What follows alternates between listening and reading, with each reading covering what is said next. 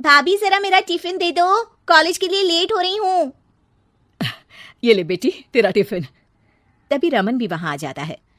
माँ, तुम अकेले ही सारा काम क्यों कर रही हो? प्रतिज्ञा कहाँ है? तुम्हें उसकी फिटनेस का तो पता है ना, बैकयार्ड में एक्सरसाइज कर रही है। फिटनेस और एक्सरसाइज वगैरह ठीक है, लेकिन उसे घर के काम में तुम्हारी मदद भी तो करनी चाहिए। अरे ठीक है, सीख जाएगी। जब तक मैं हूं तुम्हें किस बात की फिक्र? हाँ। इसके बाद रमन और उसकी बहन दोनों घर से निकल जाते हैं और सास घर के कामों में व्यस्त हो जाती है। वहीं दूसरी तरफ प्रतिज्ञा अपनी एक्सरसाइज पूरी करके थकी हुई गार्डन में ही बैठ जाती है। आज तो पूरे 2.5 घंटे एक्सरसाइज कर ली। Now I am tired. थोड़ी देर आराम करके फिर शाम को योगा करूंगी। प्रतिज्ञा अपने कमरे में जाकर सो जाती है। सुबह से शाम हो जाती है।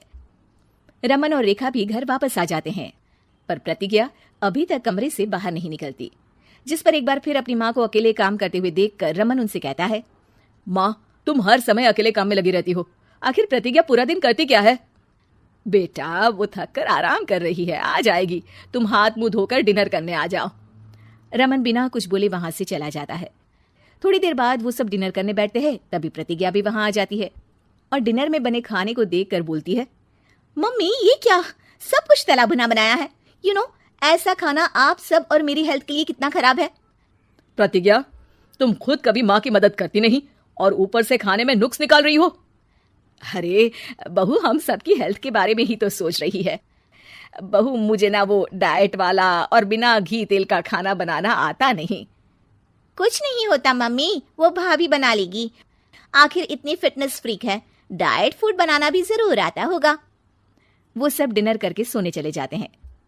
अगली सुबह फिर हमेशा की तरह प्रतिज्ञा अपनी एक्सरसाइज और योगा करने लगती है और उसकी सास घर का सारा काम, जिसे करते हुए अचानक उनकी तबीयत खराब हो जाती है और सीने में दर्द शुरू हो जाता है। मर गई बहू। रमन, अरे कोई तो सुनो। और इसी बीच वे बेहोश हो जाती हैं। सास की आवाज सुनकर प्रतिज्ञा और उसका पति भागते हुए रसोई में आते हैं, जिसके बाद उन्हें लेकर अस्पताल जाते हैं। डॉक्टर प्रतिभा की सास का चेकअप करके कहते हैं, अरे इनका कोलेस्ट्रॉल लेवल तो बहुत हाई है और दिल भी कमजोर होता जा रहा है। इनका लाइफस्टाइल और खाने पीने की आदत बदलनी होगी। सिर्फ light and non oily food ही खाना है और कुछ समय तक पूरा रेस्ट, साथ में कुछ एक्सरसाइज या योगा करे तो अच्छा रहेगा। पूरी जांच के बाद डॉक्टर उन्हें घर भेज देते हैं। अब घर का सारा काम प्रतिज्ञा को करना पड़ता है, जिससे वो अपनी सास के साथ पूरे घर को डाइट फूड खिलाना शुरू कर देती है। प्रतिज्ञा, ये क्या बेस्वाद और फीका खाना है, मैं ये सब नहीं खाने वाला।